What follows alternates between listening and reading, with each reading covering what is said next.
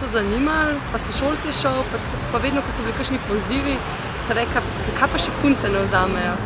Okay, pa je prišel faks, pa tako naprej in ne vem, no, pač hotela sem eno novo izkušnjo doživeti. Ne vem, hotela sem sprobati te, koliko lahko jaz psihično zmoren, pa fizično zmoren.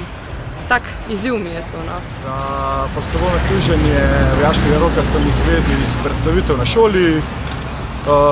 Sem prišel predvsem zaradi tega, ker me zanima, kako potekajo vojaški treningi, pa tudi malo zaradi fizične rekreacije.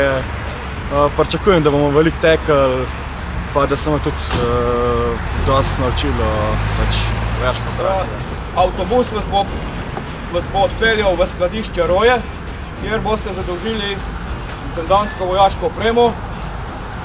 Po tistem, ko bo vsa stvar še enkrat pregledana in zadolžena, ko vsi to naredimo, gremo na avtobus in v vojašnico Vipava. Za dež bodo uporabljali Goratex, zgornji spodnji del. V primeru kakšnih temperaturnih razlik bomo dali tudi jakne zimske, kompletno športno opremo, trenerka, hlače, majčke, copate, nogavice in pa majčke.